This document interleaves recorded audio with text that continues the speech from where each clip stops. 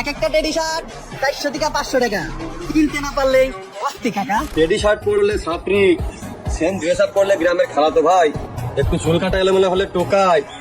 তা ভাই তোমাদের মতো এত স্মার্ট হ্যান্ডসাম ছেলে পেলে থাকতে শাহরুখ খান সালমান খান নায়ক হয় কিভাবে? হেই গাইস, তোমরা কি জানো বর্তমানে সোশ্যাল মিডিয়ায় অনেক বড় ধরনের একটা কামড়াকামড়ি চলতেছে? আরে এটা মিথিলা অন্তরা, ইয়াসিন রাকিব বা মুজাহিদ সজীবের কামড়াকামড়ি না, তাহলে এই মাঙ্গের নাতি কেডা? আস্তাগফিরুল্লাহ আস্তাগফিরুল্লাহ আস্তাগফিরুল্লাহ আস্তাগফিরুল্লাহ। ছি, বাজে কথা বলা ঠিক না। আচ্ছা তোমরা বলো তো, এই লোকাল হিরো মানে এই কবির ফয়সাল লোকটা কেমন? ও একটা বাজে লোক, ওর মুখটাই কেমন বেকা বাড়া, ভাল লাগে না। লে, এটা কি বললো? আরে ভাই, সে তো আমাদের লোকাল হিরো, একটু তো সম্মান কর ভাই। টিকটকে ওমর আর এই সাপরির তুমুল মারামারি চলতেছে। এই মারামারিকে সুশীল সমাজ নাম দিয়েছে কন্ট্রোভার্সি।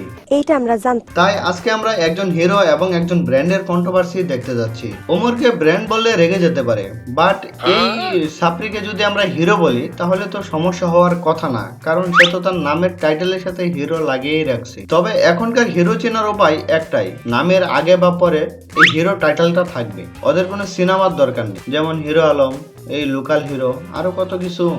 আচ্ছা, আজকের এই ভিডিওতে ওমর এবং এই লোকাল হিরো মানে ফয়সাল কবির দুজনকেই খুঁজা দিব। কেউ তো আর দোয়া তুলসী পাতা না, তাই কাউকে ছাড় দিয়ে কথা হবে না। যে দেশে টিকটক করে নিজেকে হিরো দাবি করো, সে দেশে শাহরুখ খান আর সালমান খানকে কিভাবে নায়ক ভাবি?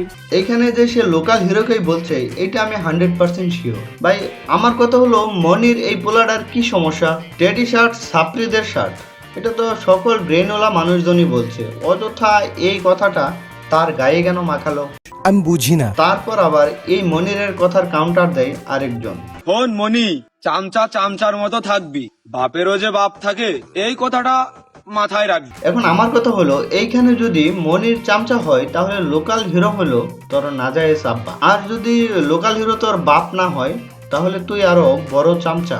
তাও সত্য। এত কিছুর পরও যে ওমর চুপ থাকবে তা কিন্তু না।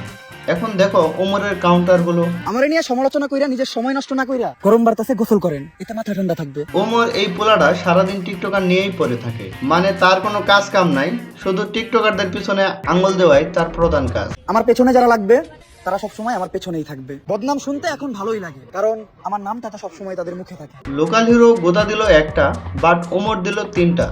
ব্র্যান্ড বলে কথা, কিছু করার নেই, এটাই বাস্তব। আচ্ছা যাই হোক, সবকিছুর পর দেখি এই উমর টেডি শার্ট নিয়ে বিলায়ের মতো মেউ মেউ করে কথা বলে। বাচ্চারা শার্ট পরতে পারে, টেডি শার্ট জাস্ট এটা একটা ট্রেন্ড ছিল, এই ট্রেন্ড নিয়ে আমি একটা ভিডিও করছি। ট্রেন্ডিং একটা জিনিস, ট্রেন্ডিং টপিক নিয়ে একটা ভিডিও করছি, ফানি ভিডিও, দ্যাটস ইট।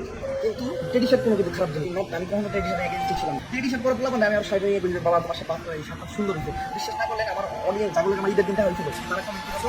আমি একজন উমরের ফ্যান হয়ে এটা মানতে পারলাম না।